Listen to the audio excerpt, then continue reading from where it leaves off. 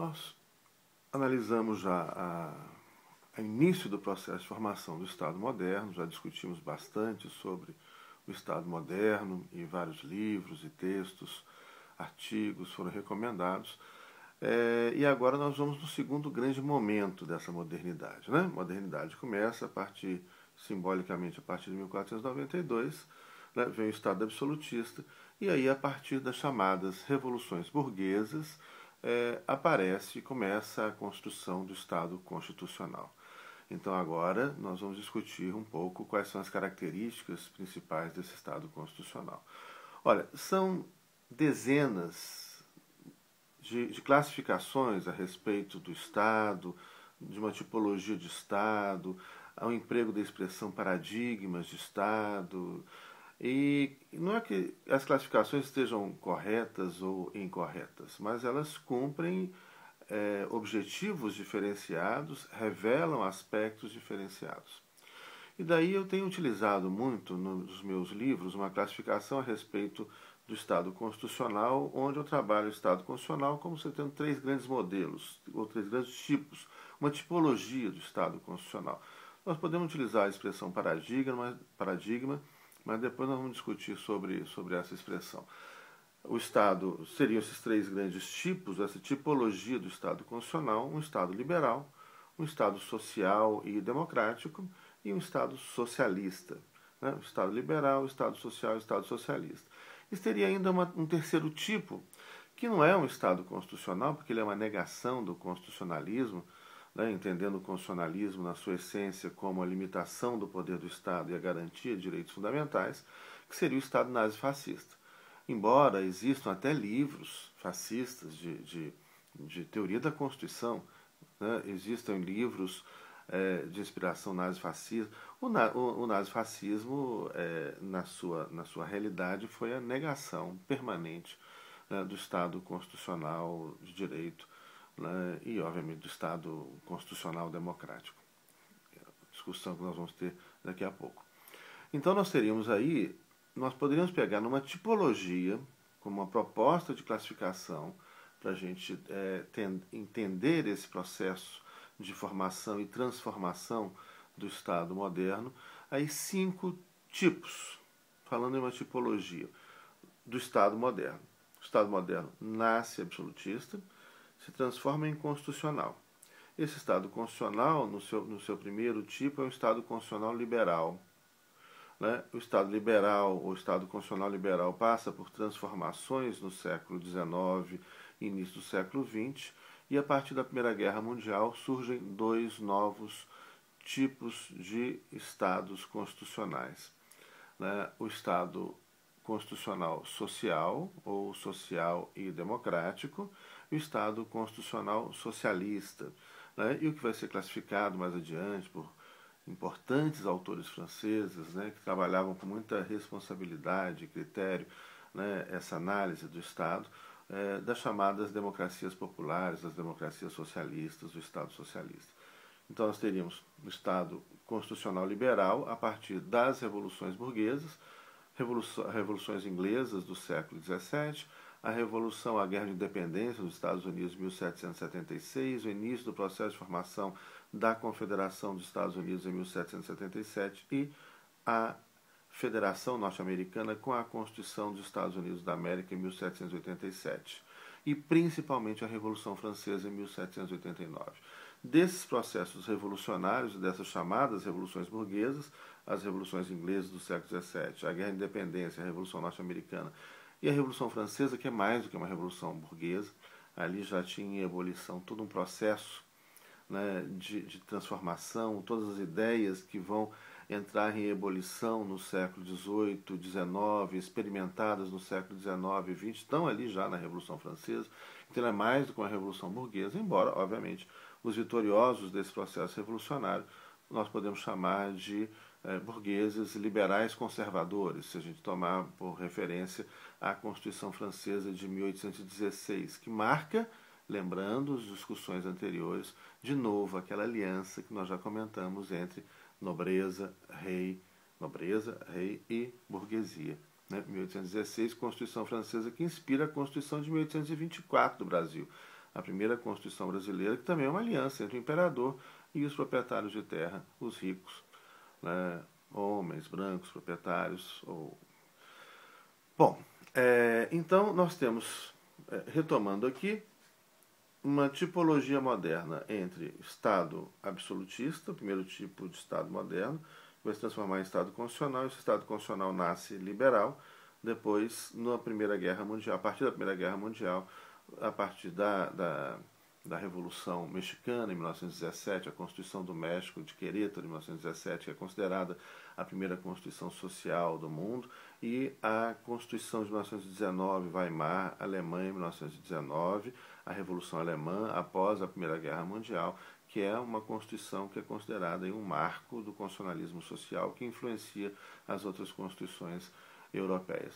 Depois, aí, algumas constituições da década de 1920, 1930.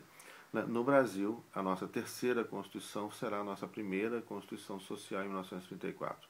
Então, nós temos duas Constituições liberais, a Constituição do Império, de 1824, liberal conservadora, a Constituição, a primeira republicana, republicana entre aspas, né, que nós não tivemos uma república, aliás, ainda não temos, né, precisamos conquistar o espírito republicano no Brasil, vamos discutir isso também mais adiante, mas a Constituição considerada a primeira Constituição republicana liberal de 1891, e aí, em 1934, nossa Constituição Social. Então nós temos o constitucionalismo, né, liberal, no século XVII, XVIII, XIX, século XVIII, né, pegar as revoluções burguesas, século XVII, sim. Século XVII, Inglaterra. Século XVIII, né, Estados Unidos e França. Século XIX, a expansão desse constitucionalismo liberal. Século XX, Primeira Guerra Mundial, né, onde aparece então o constitucionalismo social e o constitucionalismo socialista com a Revolução Russa, né, de 1917, depois a formação da União das Repúblicas Socialistas Soviéticas, inicialmente com 12 repúblicas e antes da Segunda Guerra Mundial, com a incorporação da Estônia, Lituânia e Letônia à formação da União, com 15 repúblicas da União das Repúblicas Socialistas Soviéticas e o constitucionalismo socialista. E ainda nesse período, nós tomamos em 1922 a marcha de Mussolini sobre Roma, o fascismo chega ao poder, vai se expandindo para o resto da Europa, e com a eleição, né, de Hitler em 1933, o Partido Nazista, com o apoio dos conservadores, dos grandes empresários alemães, né, Hitler chega ao poder, e aí a construção e a expansão, né, do nazismo. Então, seria aí um quarto tipo, que, como nós já afirmamos, não é um Estado constitucional. O nazismo e o fascismo são, na sua essência, a negação do constitucionalismo. Por quê? Porque o constitucionalismo significa limitação do poder do Estado e declaração e proteção aos direitos fundamentais. Não há Constituição moderna sem esses dois elementos, ou seja, sem normas de organização e funcionamento do Estado, distribuição de competências, separação de poderes e normas que garantem direitos fundamentais da pessoa humana. O que vai mudar de Constituição para Constituição será quais são os direitos fundamentais protegidos. Então, aí, pegando essa tipologia que nós mencionamos do constitucionalismo, o constitucionalismo liberal, social e socialista, o que vai identificar cada um desses tipos constitucionais serão os direitos fundamentais ali protegidos. No constitucionalismo liberal, os direitos individuais relativos à vida, à liberdade individual, à propriedade privada, à segurança individual, à privacidade, à intimidade. Lembrando que o liberalismo não nasceu democrático, custou para se democratizar e que ele é considerado, e foi considerado por muitos autores importantes, como uma tensão, como incompatível com a democracia. Aí é muito importante vocês lerem o Domênico Lossurdo. É um livro fantástico, sensacional, chamado Liberalismo entre a Civilização e a Barbárie. Né? Domênico Lossurdo, editora Anita Garibaldi. E lê o tradicional, conhecidíssimo Norberto Bobbio, no seu livro também, Liberalismo e Democracia, onde ele mostra essa tensão e incompatibilidade histórica entre liberalismo e democracia. Isso vão descobrir nesses livros, especialmente no Domênico Lossurdo, que faz uma discussão muito interessante com diversos autores liberais, coisas surpreendentes, né? De como que esse pensamento liberal, né, e como que diversos autores que dão origem, né, a esse pensamento liberal lá atrás, ao constitucionalismo, etc., John Locke, Montesquieu, como são elitistas, né, e como negam radicalmente a democracia. Eu defendo uma democracia que, entre aspas, não é democracia, o voto censitário, né, mas contra uma democracia efetiva, igualitária e popular. Então, esse constitucionalismo ele não nasce democrático. Por quê? Porque ele nasce liberal.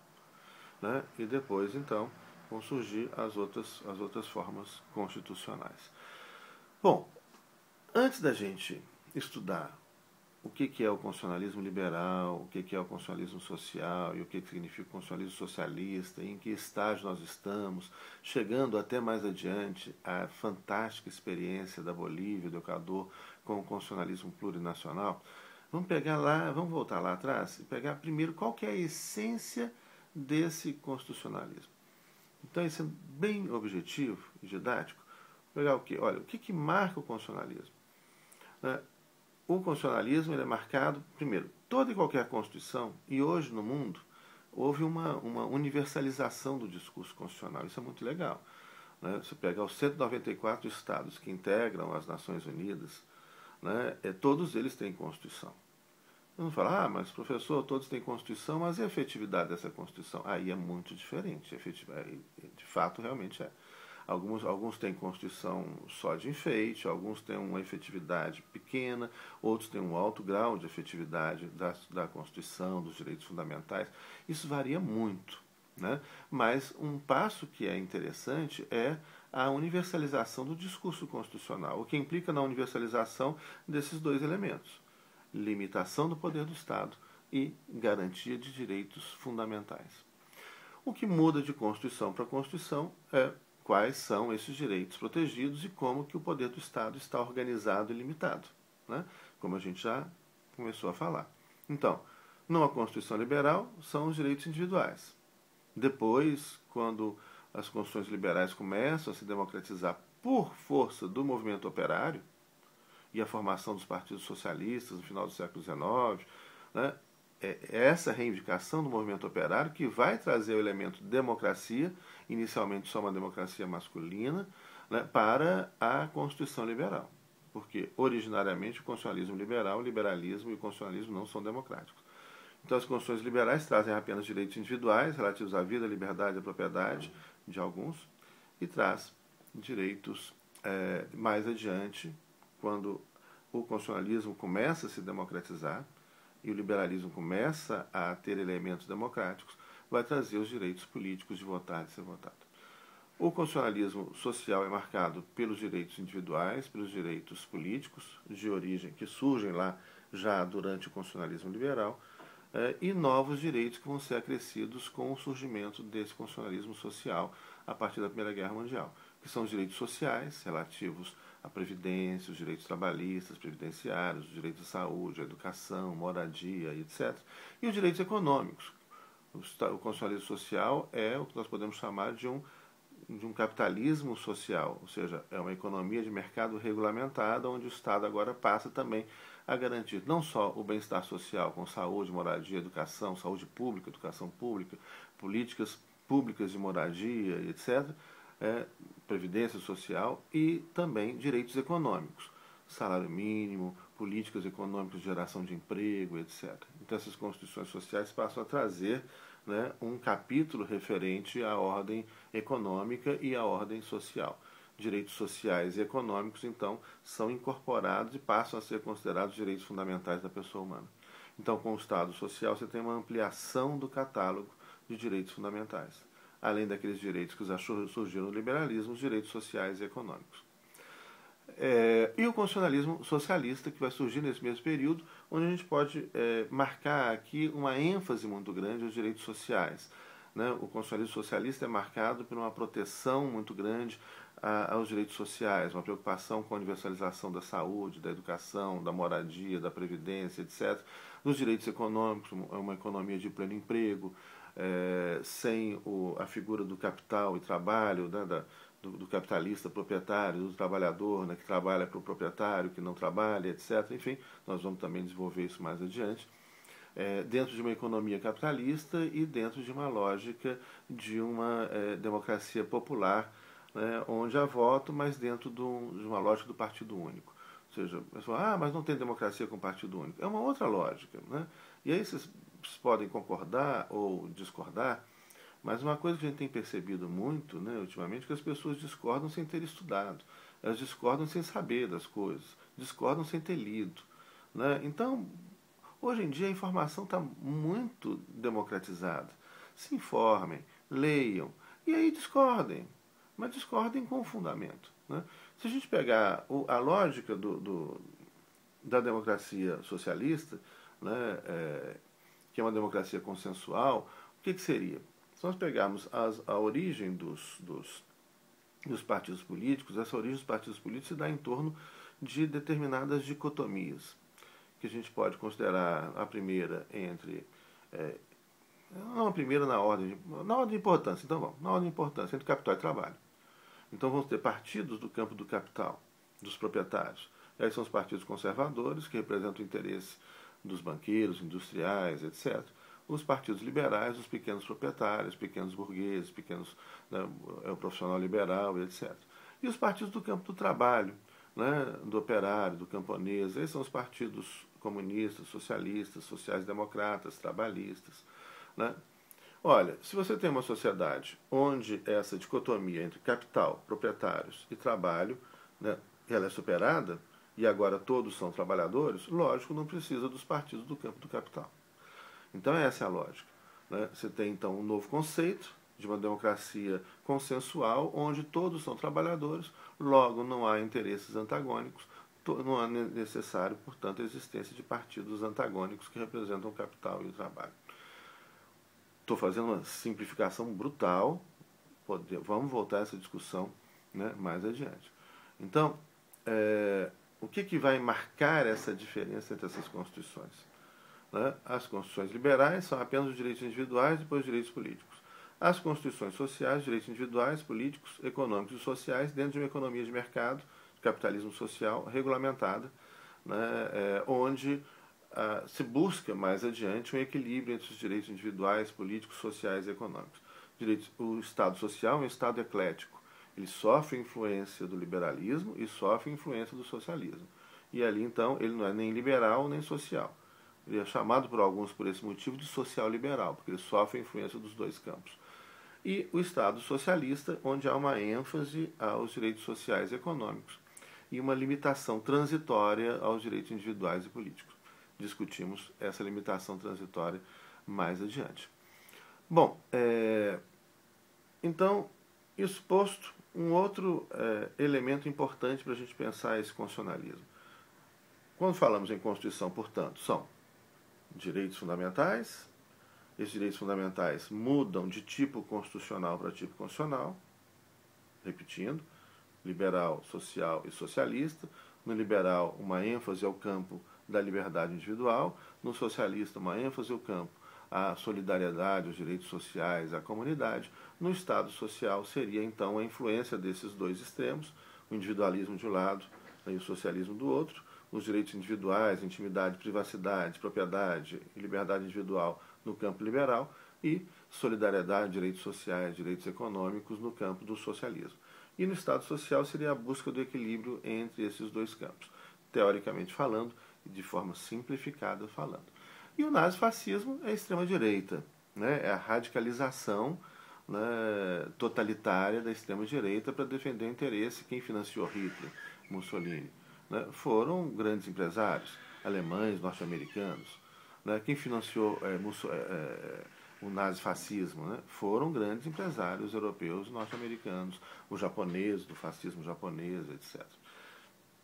Simplificação também, vão pensar, mas o que é o fascismo, etc. A expressão fascismo vem de fascio, surge na Itália, etc. Mas você tem elementos comuns do fascismo no mundo inteiro. E uma influência também do nazismo no mundo inteiro. E são primos, né? Fascismo e nazismo são primos. Bom, e, portanto, não se fala em constitucionalismo nazifascista. Alguns até tentaram falar, mas não tem fundamento. Por quê? Porque não tem limite ao poder do Estado, né? Porque não tem garantia de direitos fundamentais.